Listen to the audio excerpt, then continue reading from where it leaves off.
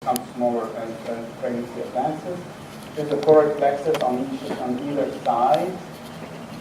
This is the cisterna magna, and that's the occipital bone. And this information, again, is what we see right here. Now, why this is important? Why it's important to look at the midbrain in the first trimester? I want to simplify it because it becomes really difficult to remember the anatomy, where's the fourth ventricle, where's the cisterna magna, and what's the significance of this. Really, all you have to remember is there are three, what should appear like three cystic cavities or cystic anatomic features in the midbrain. The brainstem appears anechoic because the brain appears anechoic in the first trimester, followed by the fourth ventricle, followed by the cisterna magna. So if you remember this three cysts that you need to see in the normal fetus, I always refer to the three-vessel trachea view for the fellows because that corresponds to the pulmonary artery, the aorta, and the splenic cava in their size and dimensions. Now with that visual, why is it important? Because if you have absence of one of these cystic spaces or they are abnormal size, think about the association with chromosomes, but certainly spina bifida, encephalocele, or Dandy Walker. So if you have what looks like a compressed midbrain with absence of these three cysts, think about spina bifida or cephalocele. If you have a dilated cyst or a single large cyst, think about Dandy Walker in the first trimester. So here's an example of spina bifida. Look at the absence of these cysts. The brainstem is really enlarged. Here's another fetus without any fourth ventricle. There's only one cyst here, nothing behind it, and that's another fetus with open spina bifida. Now, this is not a stellar marker for spina bifida, and some of the studies have been conflicted with regards to how important is this feature. But if you look at the 9 studies with 21,000 fetuses, sensitivity is about 53%. Now the negative predictive value is half, and the diagnostic odds are 223. So what we do, if we suspect an abnormality in the posterior fossa in the first trimester on the mid-sagittal plane, then we look at the spine by 3D ultrasound, trying to see if we can identify an open neural tube defect. And certainly looking for the presence of Dandy Walker is much easier than looking for spinal defect in the first trimester. So here's an enlarged cyst that is a Dandy Walker. You see on the coronal plane, there's an absent cerebellum. Here's another fetus with Dandy Walker malformation in the first trimester. And here's a normal fetus here, and here's a fetus with enlarged space in the posterior fossa that corresponds to the Dandy Walker.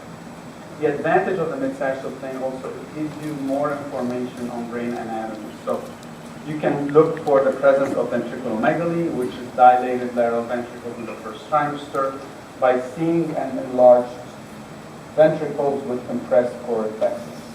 And this is what the corresponding axial plane for this fetus looks with compressed choroid plexuses. And here's what the brain should look like normally at 12 to 13 weeks. This is an axial plane or a transverse plane. The choroid plexuses are large. They touch anteriorly and posteriorly. Unlike in the second and third trimester, the choroid plexus fill the whole ventricles. They go into the frontal horns. They touch the lateral and the medial wall of the lateral ventricles. And here's normal fetus, and here's the fetus with ventriculomegaly in the first trimester. They're compressed. They don't reach the upper superior borders of the lateral ventricles. They don't reach the lateral borders of the lateral ventricles. Unlike the second and third trimester, where we have a very clear definition of ventriculomegaly, relying on the measurement of the lateral ventricles, and greater than 10 milliliters is abnormal, there is no uniform definition of the first trimester. So what we rely on is thinning of the choroid plexus, the choroid plexus filling less than half of the lateral ventricles. The borders do not touch the lateral ventricular wall. There's separation of the choroid plexus from the superior borders of the lateral ventricles and an enlarged third ventricle. Fortunately, the ventriculomegaly is a very rare diagnosis in the first trimester, and it's not really commonly seen. And this is a fetus with ventriculomegaly in the first trimester, I think 13 weeks. You see an enlarged third ventricle also. I just wanted to show you how it looks like, confirming the presence of ventriculomegaly. Other things that you can diagnose is anencephaly and acrania. This is easy to diagnose. This is anencephaly. You can see the head is abnormal, and this is acrania with the absence of the cranium. Also, as you go transverse, if you suspect the presence of abnormality, the diagnosis of holoprosencephaly, as mentioned, should be made in about 100% of the time. Here's a fetus with holoprosencephaly here. And here's another fetus with fused thalami and with a single ventricle anteriorly showing the split choric plexus, and that's a classic for holoprosencephaly. So looking at the head, we looked at the nuchal translucency, we looked at the nasal bone, we looked at the maxilla, the mandible, and the midbrain. Now going into the cord insertion in the abdomen, here what we look for abdominal wall defects in the first trimester. Remember that the fetus in the first trimester has a physiologic midgut herniation. Students, if you remember from your embryology class, that there's a small hernia with small bowel in it that regresses around 12 weeks. Now, remember that this is noted until about 12 weeks. It's never seen at a crown dump length greater than 45. And if you measure it in an axial plane like this, it should measure less than 7 millimeters. An important number that I'll come back to when we talk about the bladder. So here's a 3D ultrasound of an omphalocele in the first trimester. And here's two fetuses with omphalocele, as you see right here. And here are other fetuses. You can see the bowel and the liver is in the omphalocele here. And this is, as you see, there's a large defect with the liver in it. And I think the stomach is on its way out also. What's important to note in the first trimester, and this is a feature that is not difficult, it's difficult to denote in the second trimester and beyond, is when you look at omphalocele in the first trimester, it gives you the opportunity to assess the direction of the omphalocele. So if the omphalocele is central in location, this is probably just a classic omphalocele that we commonly see. If it is pointing upwards towards the fetal head, then think about entalgia of Kentrell and associated sternal clefting and associated cardiac abnormality. Then it's pointing downward towards the bladder. Think about bladder exstrophy, OEIS syndromes, and some complications like this. So the advantage of the first trimester is that now you can, because of the size of the fetus, we can assess the location of the omphalocele and get some information about additional abnormalities that are present. Here's the pentalgia of Kentrell case. You see where the omphalocele is pointing towards the fetal head, actually is touching the fetal face, and that the heart is in the middle of this defect. Here's an OEIS, or bladder complications, bladder exstrophies, and intestinal abnormalities. Look at the omphalocele pointing downward, away from the fetal head. Gastroschises are classic, similar to what we see in the second trimester. There's examples of gastroschisis in the first trimester. Again, you see the bowel loops on 3D and 2D. How do you differentiate an omphalocele from gastroschisis in the first trimester? If you look closely, you magnify, and you look at the wall of the defect. Omphaloceles have a very smooth wall around them, whereas gastroschisis have an edged wall because of the bowel. They look like cauliflower, where it looks very nice and smooth around. So that's how you can make a differentiation very early on. Moving towards the bladder should be seen in about 88% at 12 weeks and almost 100% by 13 weeks. Remember that the renal source of amniotic fluid is not until 16 weeks of pregnancy. So you can have a fetus with bilateral renal agenesis in the first trimester and have normal amniotic fluid at 14 weeks. So keep that in mind. That becomes really more important to look at these anatomic features early on. Also remember that the bladder, unlike in the second and third trimester, the bladder takes some time to fill and could appear empty for a period of time. So what we recommend that when you start your first trimester ultrasound, start looking at the bladder first and then come back to it if it's not filled. Allow your time to have the bladder filled. So we measured the bladder in the mid-sagittal plane. The normal bladder should be less than 7 millimeters when we measure it in this direction, as you see right here. When it is between 7 and 15 weeks, we call it megacystis, means enlarged bladder. In this range, 1 in 4 of those fetuses will have chromosomal abnormality. And if you do chromosomes, and the chromosomes are normal, resolution is seen in about 90% of those fetuses, and persistent renal anomaly is seen in about 10%. So here's an example of a megacystis in the first trimester, between 7 and 15 millimeters. Here's another example where the bladder measured 12 millimeters at 12 weeks, And on follow-up ultrasound at 14 weeks is measured normal, and at 18 weeks was a normal bladder. So resolution is common when the megacystis is less than 15 millimeters. When it's greater than 15 millimeters in the first trimester, chromosomal anomalies are less in about 11%, but all these fetuses have renal anomalies and primarily lower urinary tract obstructions.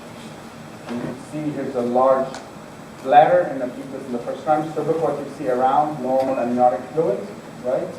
And here's a 3D ultrasound render showing you the keyhole appearance of the bladder, denoting that this is probably a lower urinary tract obstruction, probably posterior valve. And here's on an axial view showing you an enlarged bladder with the umbilical artery around it. Looking at fetal sex in the first trimester, it's inaccurate before 12 weeks. Accuracy increases with advancing gestation. Should be able to determine fetal sex almost 100% of the time by 13 to 14 weeks. Just one tip to share with you. Female fetuses tend to have the genitalia parallel to the spine, whereas male fetuses tend to have the genitalia perpendicular to the spine. And that's an early sign to figure out whether you have a female or a male fetus in the first time. So now that you've looked at all these anatomic features of the mid-sagittal plane, the next step is really to add color and look at the direction of the ductus venosus. So why this is important? Because the ductus venosus typically comes from the umbilical vein, as you see here in the mid-sagittal plane, and follows this direction to connect with the IVC and the hepatics into what we call the subdiaphragmatic vestibulum, which is a common anatomic location before they all enter the right atrium. Here's another example showing you the umbilical vein coming in, and you see the angle of the ductus venosus coming that way in the mid-sagittal plane. Why this is important? This is important because if you have agenesis of the ductus venosus, where there's no ductus venosus, as you see here, or you have abnormal connections of the ductus venosus directly with the IVC, there is a fairly high association with aneuploidies. This is a fetus with trisomy 21 here, and these are 4 fetuses here with trisomy 18, 13 Noonans, and Marciniaks, where the ductus venosus connects directly with the IVC, as you see here. Now, a lot of those fetuses will have other features, but if you see this, you really have to assess the aneuploidy risk for the patient and maybe recommend to have testing, either screening or diagnostic testing if the patient wishes. So that's the importance of looking at the ductus venosus in the first trimester. Next is we recommend to get 1 3D volume of the fetus looking at the extremities. It is a much easier time to assess the extremities in the first trimester than it is in the second trimester, because you can see all of them in one view. You can see the relationship of the hands to the bones in the lower arm and upper arm, and the relationship of the feet. What's really important is that in the first trimester, the hands are always in front of the chest right here. So you're not searching for them all the way around, and the feet are always anterior to the feet. So getting a 3D allows you to see the details of the extremity and assess whether the presence of abnormalities such as radial ray abnormalities or focal femoral deficiencies or other abnormalities of the extremities. Here's an example of polydactyly at 12 weeks. You know, once you get into that view, you can see there's an extra-digit post-axial polydactyly, and this is this early on in pregnancy. Now I want to talk a little bit about aneuploidy screening. You know about all the markers for trisomy 21. We talked about the nasal bone and the nuchal translucency that are evident in the mid-sagittal plane.